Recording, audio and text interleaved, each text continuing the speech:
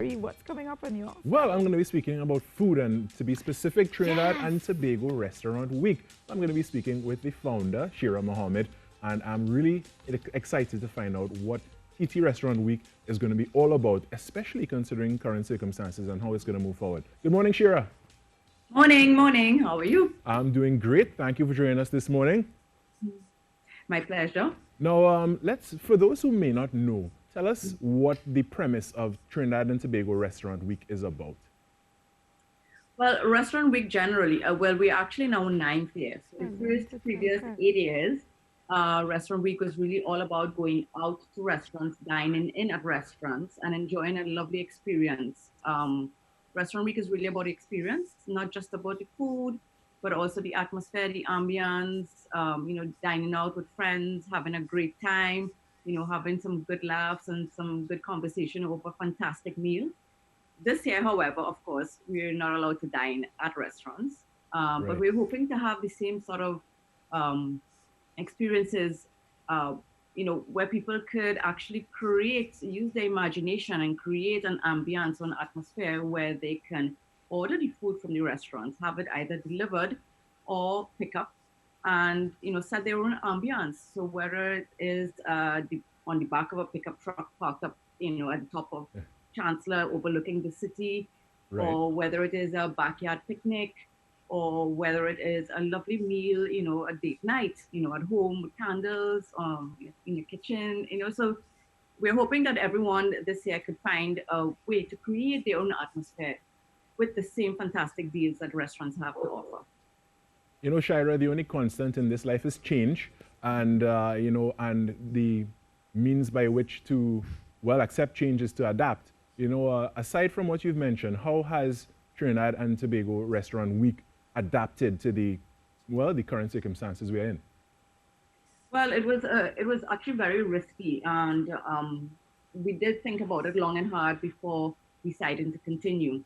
However, we ran a poll on social media, and we realized that there was a need. I mean, it's a virtual event, but there is a need. People are craving and starving for something to do, as well as, who would ever pass up reduced meals or Right. menus that are incredibly crafted and put together by chefs across Trinidad and Tobago at fantastic prices. So this year it's going to be different in that we can't dine at restaurants, but we're dining out of restaurants, whether it's at our homes or at a friend's home. You know, I have pretty much every day of my restaurant week planned, to spend time with one friend or another. Of course, observing the gathering limits of five and so on. But it's amazing, and I even have online meals planned with friends. Girls' limes, lunches and so on. So it's definitely different, and we've had to adapt and change most of what we know as Restaurant Week. However, the essence of it still remains. We're still Right. getting fantastic food, fantastic meals at incredible prices.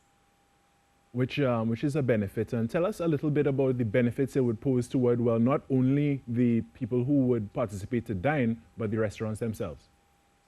Well, as you know, the restaurant industry has taken a huge hit, because they haven't been able to open their doors for such a long time. It started off with the initial shutdown. That went on for a very long time. However, the government was able to, the Ministry of Health was able to put together international guidelines, following international guidelines, modify it to our own culture. And they were able to put together a framework within which restaurants had to adhere to be able to safely open their doors and have dining available. Then, of Hmm. course, came in additional cases. So they've had to shut down again. So restaurants, a lot of restaurants have actually closed their doors, some temporarily, some unfortunately, I believe it's going to be permanently. The industry is really suffering. This we're hoping that would boost their sales.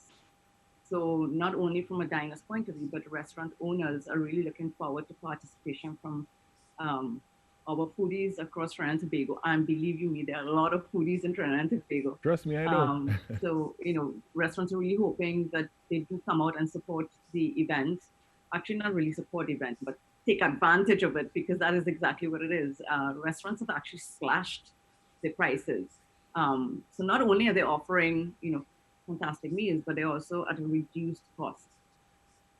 Do you have any idea of, some of the restaurants that would have closed due to COVID-19 and those, well, as we mentioned earlier, restaurants were really hard hit by the pandemic, but are there some of the ones that we are accustomed to being a part of Restaurant Week? Do you know of any of them that may not be able to open their doors this time around?